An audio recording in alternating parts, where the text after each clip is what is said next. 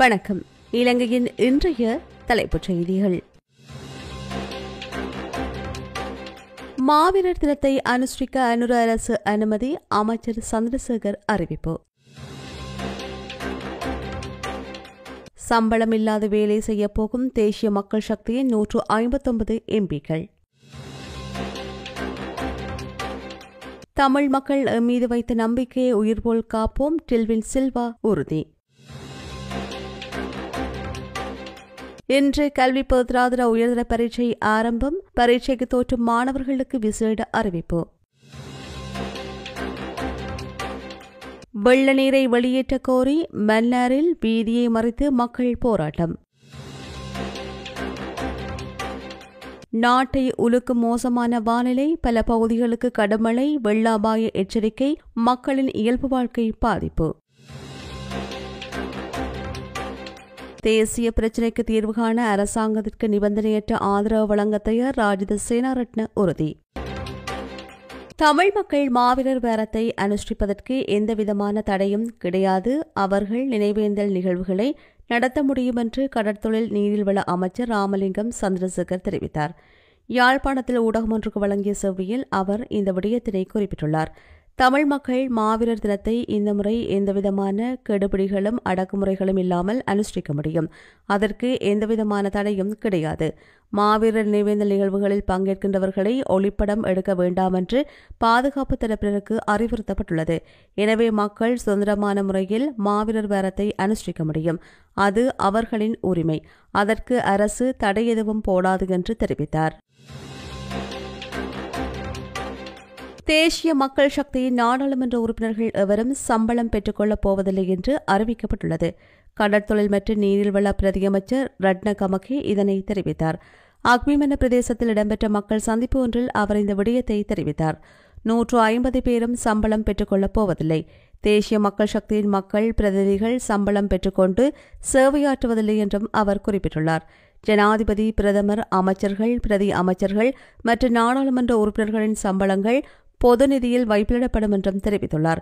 பொதுமக்களுக்கு சுமையாகாத வகையில் சேவையாற்றுவதற்கு நடவடிக்கை எடுக்கப்படும் என்றும் அவர் தெரிவித்துள்ளார். நாடாளுமன்ற உறுப்பினர்களுக்கு வாகனங்கள் வேண்டாம் என்று தாம் கூறவில்லை என அமைச்சர் விமல் ரட்நாயக்க தெரிவித்துள்ளார். நாடாளுமன்றில் வழங்கப்படுகின்ற உணவு மற்றும் வாகனங்கள் வேண்டாம் என்று கூறவில்லை என்றும் அவர் சுட்டிக்காட்டியுள்ளார். நாடாளுமன்றில் 15 ரூபாவிற்கு விற்பனை செய்யப்பட்ட உணவின் விலையை சந்தை நிலைமைகளின் அடிப்படையில் அதிகரிக்குமாறு தமது கட்சியை கோரியதாக தெரிவித்தார். நாடாளுமன்ற உறுப்பினர்கள் வீட்டிலிருந்து உணவு சமைத்து கொண்டு வந்து பணிகளை ஆற்ற முடியாது என்று சுட்டிக்காட்டியுள்ளார். நாட்டை சாப்பிட்டவர்கள் தற்பொழுது நாடாளுமன்ற உணவு குறித்து விமர்சனம் வெளியிட்டு வருவதாகவும் தெரிவித்துள்ளார். முன்னாள் அமைச்சர் ரணில் விக்ரமசிங்கே எப்படியாவது நாடாளுமன்றத்திற்குள் நுழைந்து கொள்ள முயற்சிப்பதாகவும் தகவல் கிடைக்கப்பெற்றுள்ளது என்றும் அவர் குறிப்பிட்டுள்ளார். இதேவேளை அமைச்சரவை மற்றும் பிரதி அமைச்சர்கள் முந்தைய அரசாங்கத்தில் அமைச்சர்கள் பயன்படுத்திய உத்தியோகபூர்வ வாகனங்களை பயன்படுத்துவார்கள் என்று அறிவிக்கப்பட்டுள்ளது. ஏனைய அனைத்து அரசாங்க நாடாளுமன்ற உறுப்பினர்களுக்கும் உத்தியோகபூர்வ சொகுசு அல்லாத எரிபொருள் திறன் கொண்ட வாகனம் வழங்கப்படும் என்று அரசாங்கம் மீண்டும் அறிவித்துள்ளது. இதன்படி அனைத்து 159 அரசாங்க நாடாளுமன்ற உறுப்பினர்கள் ஒவ்வொருவருக்கும் ஏதாவதொரு அதிகாரப்பூர்வ வாகனம் இருக்கும். அமைச்சர்கள் மற்றும் பிரதி அமைச்சர்கள் தமது அமைச்சுக்களை மேற்பார்வையிட முன்னைய அமைச்சர்களுக்கு அந்தந்த அமைச்சுக்களால் ஒதுக்கப்பட்ட வாகனங்களை பயன்படுத்துவார்கள். அந்த வகையில் 344 அரச வாகனங்களை அடையாளம் கண்டுள்ளதாக அரசாங்கம் அறிவித்துள்ளது. வடக்கு மக்கள் எமக்கு வழங்கிய ஆணை மிகவும் பெறுமதியானது. அதனை உயிர்போல் பாதுகாத்துக் கொள்ள வேண்டும் என்று ஜேவிபியின் செயலாளர் டில்வின் சில்வா தெரிவித்துள்ளார். இதொடர்பில் அவர் மேலும் கூறுகையில், வடக்கு மக்கள் எம்மீது வைத்துள்ள நம்பிக்கையை உயிர்போல் பாதுகாத்துக் கொள்ள வேண்டும். அம்மக்கள் வழங்கிய ஆணை மிக முக்கியமானது. அதனை சிதைக்கும் வகையில் செயற்படக்கூடாது. மொழி பிரச்சினைக்கு கூடிய விரைவில் தீர்வு காணப்படுவது அவசியம். வடக்கில் உள்ள போலீஸ் நிலையங்களில் தமிழ் மொழியில் முறைப்பாடுகளை எழுத முடியாத சூழ்நிலை உள்ளது. பெயர் பலகைகளில் தமிழ் மொழி பிழையாக உள்ளது. தெற்கிலும் முக்கியமான இடங்களில் தமிழ் மொழி பிரச்சினை உள்ளது. இவை தீர்க்கப்பட வேண்டும்.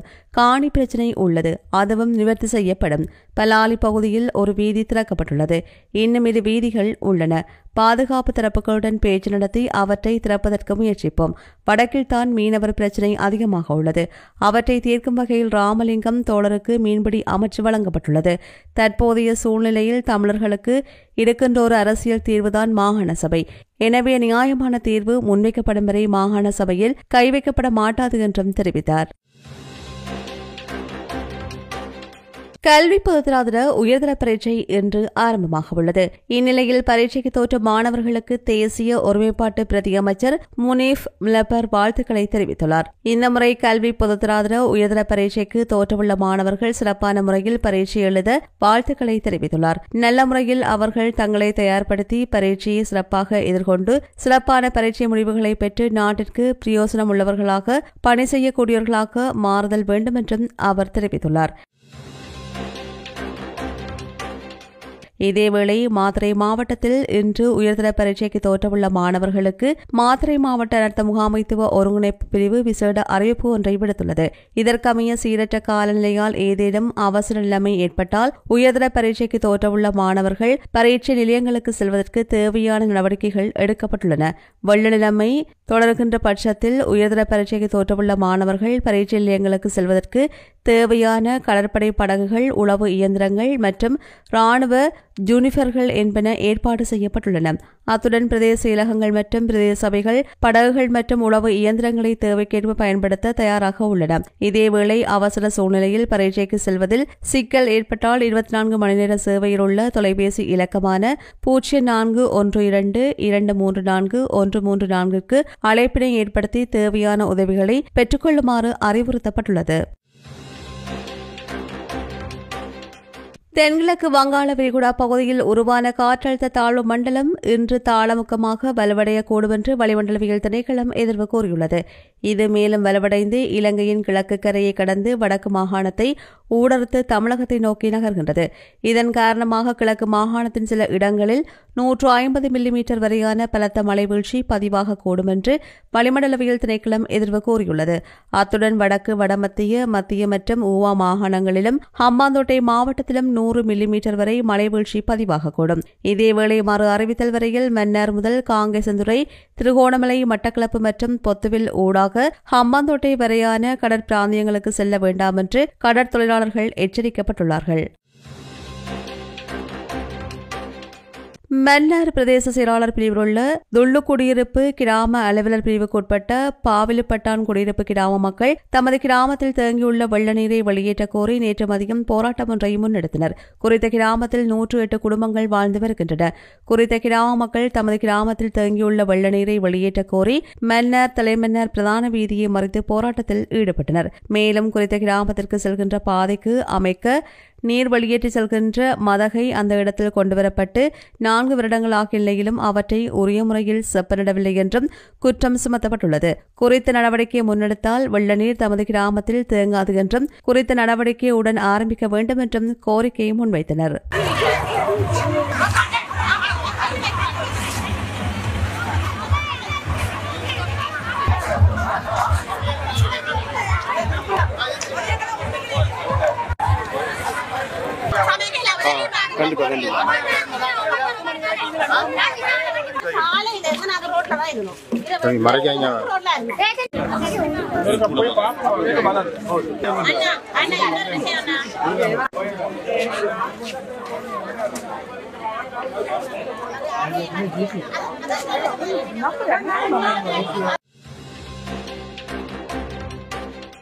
மூதூர் பிரதேச செயலக பிரிவில் பெய்து வருகின்ற கனமழை காரணமாக செய்கை பண்ணப்பட்ட 100கணக்கான ஏக்கர் வேளாண்மைகள் நீரில் மூழ்கி காணப்படுகின்றன.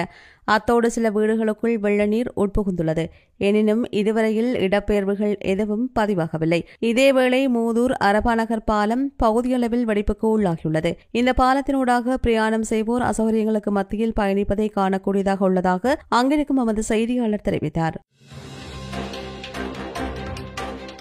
அடுத்த கிழக்கு மாகாணத்தின் அம்பாறை மாவட்டத்தில் நேற்றிரவு முதல் பெய்த மழையினால் தாழ்நிலங்களில் வெள்ளநிலை ஏற்பட்டுள்ளது. அம்பாறை மாவட்டத்தில் பெய்து வருகின்ற அடைமழை காரணமாக பொதுமக்களின் இயல்பு வாழ்க்கை பாதிக்கப்பட்டுள்ளது. இதனால் மாவட்டத்தின் கரையோர பிரதேசங்களான நாவிதன்வெளி, நெற்பட்டிமுனை, ஆலியடி வேம்பு, அட்டாளைச்சேனை, நீந்தவூர், காரைதீவு, பாண்டிருப்பு, மருதமுனை, பெரிய நீலாவணை, துறைவந்தியமேடு போன்ற தாழ்நில பகுதிகளில் வெள்ளநீர் பெருக ஆரம்பித்துள்ளது. அனர்த்தங்கள் நடைபெறும் இடங்களுக்கு கூட்டமாக பார்வையிட செல்வதை தவிர்த்து பொதுமக்கள் அவதானத்துடன் செயற்படுமாறு அறிவுறுத்தல் வழங்கப்பட்டுள்ளது. கடந்த சில நாட்களாக பெய்து வருகின்ற அடைமழை காரணமாக அந்த பகுதியில் வசிக்கும் மக்களின் வீடுகளுக்குள் மழை வெள்ளம் தேங்கி நிற்பதால் பல குடும்பங்கள் பாதிக்கப்பட்டுள்ளன. தற்போது வெள்ளநீர் வடிந்தோடுவதற்காக சில முகத்துவாரங்கள் வெட்டப்பட்டுள்ளதாக குறிப்பிடப்பட்டுள்ள போதிலும் வெள்ளநீர் தேங்கி காணப்படுகின்ற நிலைமையே தொடர்கதையாக உள்ளது. இந்த மழை வெள்ளத்தின் காரணமாக இந்த மாவட்டத்தின் பெரிய நீலாவணை, பாண்டிருப்பு, நெற்பட்டிமுனை, சேனை குடியிருப்பு, காரைதீவு, சம்மாந்துறை, அக்கரைப்பற்று பகுதிகளில் பல குடும்பங்கள் நிற்கதிக்குள்ளாகியுள்ளதாக அங்கிருக்கும் எமது செய்தியாளர் தெரிவித்துள்ளார். வவுனியா மாவட்டத்தில் பெய்து வருகின்ற கடுமழை காரணமாக பேராறு நீர்த்தேக்கத்தின் 2 வான்கதவுகள் திறக்கப்பட்டுள்ளன. நேற்று முதல் வவுனியாவில் பெய்து வருகின்ற கனமழை காரணமாக வவுனியாவில் பல குளங்கள் நிறைந்துள்ளன. அந்த வகையில் பேராறு நீர்த்தேக்கத்திற்கு நீர்வரத்து அதிகரித்துள்ளமையினால் வான்கதவுகள் திறக்கப்பட்டுள்ளன. இதனால் இதற்கு கீழுள்ள மக்களை அவதானமாக இருக்குமாறு அறிவுறுத்தப்பட்டுள்ளது. இதேவேளை ஓமந்தை பாலமோட்டையில் அமைந்துள்ள மடத்து விளாங்குளம் அணைக்கட்டில் உடைப்படுத்தமையால் அந்த குளத்தின் கீழுள்ள 82.84 ஏக்கர் நிலம் நீரால் சூழப்பட்டுள்ளதுடன் இந்த பகுதியினுடான போக்குவரத்தும் தடைப்பட்டுள்ளது. மேலும் இதனை திருத்தியமைப்பதற்கான நடவடிக்கையினை கமக்கார் அமைப்பு மற்றும் கமநல அபிவிருத்தி திணைக்களத்தினால் முன்னெடுக்கப்பட்டு வருகின்றது. பதுளை நுவரெலியா வீதியின் பல பகுதிகளில் சிறியளவில் வீதிகளில் மண்மேடுகள் சரிந்துள்ளன.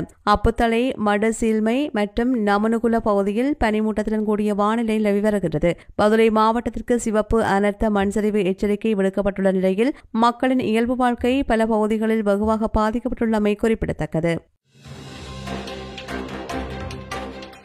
சீன மத்திய குழுவின் கம்யூனிஸ்ட் கட்சியின் சர்வதேச திணைக்கள துணை அமைச்சர் பிரதமர் கலாநிதி கரணி அமரசூரியவை அலரி மாளிகையில் சந்தித்தார். இந்த சந்திப்பில் சீன குடியரசின் சிபிசி, சீன மத்திய குழுவின் சர்வதேச திணைக்கள உயர் அதிகாரிகளும் இலங்கைக்கான சீன தூதுவரும் சீன தூதரகத்தின் அதிகாரிகளும் கலந்து கொண்டனர். இந்நிகழ்வில் மகளிர் மற்றும் சிறுவர் விவகார அமைச்சர் சரோஜா போல்ராஜ், பாராளுமன்ற குழுக்களின் உபதலைவர் ஹேமாலி வீரசேகர, பாராளுமன்ற உறுப்பினர் சமன்மலி குணசிங்க, பிரதமரின் செயலாளர் பிரதீப் ஹவுந்தரி மற்றும் வெளியுறவு அலுவல்கள் அமைச்சின் கிழக்காசிய பணிப்பாளரும் கலந்து கொண்டமை குறிப்பிடத்தக்கது. தமிழ் முஸ்லிம் மக்களின் உரிமைகளை வழங்கி நாட்டின் தேசிய பிரச்சினைக்கு தீர்வு காண அரசாங்கம் செல்லும் பயணத்திற்கு நிபந்தனையற்ற ஆதரவு வழங்க தயாராக இருக்கின்றோம். இனவாதத்திற்கு இடமளிக்கப் போவதில்லை என்ற கொள்கையை மக்கள் விடுதலை முன்னணி ஆரம்ப காலத்தில் எடுத்திருந்தால் நாட்டில் ரத்த ஆறு ஓடியிருக்காது என்று முன்னாள் நாடாளுமன்ற உறுப்பினர் ராஜித சேனாரட்ன தெரிவித்தார். கொழும்பில் அமைந்துள்ள புதிய ஜனநாயக முன்னணி அலுவலகத்தில் இடம்பெற்ற செய்தியாளர் சந்திப்பில் இவ்வாறு குறிப்பிட்டார். இனப்பிரச்சினைக்கு தீர்வு காண வேண்டும் என்பதே எமது நோக்கமாகும். நாங்கள் ஒருபோதும் அதிகாரத்திற்காக இனவாதத்தை கையில் எடுத்ததில்லை. நான் மாத்திரமல்ல, எமது தலைவர் ரணில் விக்ரமசிங்க ஒருபோதும் அரசியல் அதிகாரத்திற்காக இனவாதத்தை கையில் எடுத்ததில்லை. ரணில் விக்ரமசிங்க பிரபல்ய அரசியல் செய்யவில்லை. அவர் எப்போதும் அறிவுபூர்வமான தீர்மானங்களை எடுத்து வந்தார். அதனால் அன்றகுமார திசாநாயக்கவும் பிரபல்ய அரசியல் செய்வதை விடுத்து அறிவுபூர்வமான தீர்மானங்களை மேற்கொள்ள வேண்டும் என்றும் கேட்டுக்கொண்டார்.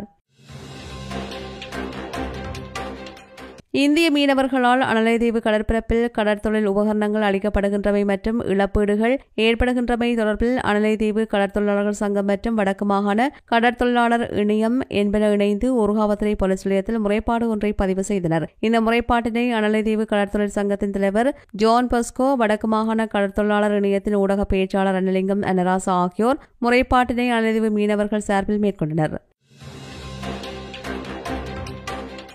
இதேவேளை கடற்தொழில் அமைச்சர் ராமலிங்கம் சந்திரசேகருக்கும் யாழ் மாவட்ட கடற்தொழில் கூட்டுறவு சங்க சமாசங்களின் சம்மேளனத்திற்கும் இடையிலான சந்திப்பு யாழ்ப்பாணத்தில் உள்ள மீனவ சம்மேளன காரியாலயத்தில் நேற்று இடம்பெற்றது. குறித்த சந்திப்பில் நாடாளுமன்ற உறுப்பினர் கணநாதன் இளங்குமரன், மீனவ சம்மேளன தலைவர் மரியதாஸ், செயலாளர் சகாயராஜா சம்பந்தன், பொருளாளர் சிவஞானராசா உட்பட பலரும் கலந்து கொண்டனர்.